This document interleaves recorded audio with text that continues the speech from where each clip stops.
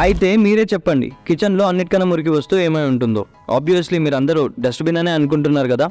కాదు, డస్ట్బిన్ కన్నా మురికి వస్తువు ఇంకొకటి ఉంది. ఇంకా ఆ వస్తువుతోనే మీరు తినే ప్లేట్స్ ఇంకా గ్లాసెస్ని వాష్ చేస్తుంటారు. అదే స్పాంజ్. గాయ్స్, కొన్ని స్టడీస్లో తెలిసింది ఏంటంటే కిచెన్లోని స్పాంజ్ పై టాయిలెట్ సీట్ కన్నా ఎక్కువ బ్యాక్టీరియా ఉంటుందంట, ఇంక్లూడింగ్ సాల్మోనియా అండ్ ఈకోఆర్ఐ. కానీ స్పాంజ్ పైన ఎందుకు, టాయిలెట్లో ఎందుకు ఉండదు? చూడండి, స్పాంజ్ తడిగా ఉంటుంది. ఇంకా అంతేకాకుండా దానిపైన ఎన్నో ఫుడ్ పార్టికల్స్, అవే బ్యాక్టీరియాగా మారి మీరు డిషెస్ వాష్ చేసేటప్పుడు మీ ప్లేట్స్, గ్లాసెస్ ఇంకా హ్యాండ్స్ పైకి వచ్చేస్తాయి. దీని కారణంగానే మీరు మీ ఇంట్లో ఫుడ్ తీసుకున్నా కూడా మీకు హార్మ్ఫుల్ డిసీజెస్ వస్తున్నాయి. అందుకని స్పాంజ్ మీరు యూజ్ చేయడం అయిపోయిన తర్వాత ఒక 2 minutes మైక్రోవేవ్ లో పెట్టండి, అది కూడా లో హీటింగ్ టెంపరేచర్ లో. అలా అయినా కూడా కొంతవరకు బ్యాక్టీరియా సర్వైవ్ అయ్యే చాయిస్ అనేది ఉంటుంది. కాబట్టి మీరు ఎవ్రీ వీక్ ఒక కొత్త న్యూ స్పాంజ్ ని రీప్లేస్ చేయండి. ఇంకా ఎవరైతే నాన్ వీగన్స్ ఉంటారో వాళ్ళు మీట్ కి ఇంకా వెజ్ కి సపరేట్ స్పాంజెస్ ని యూజ్ చేయండి.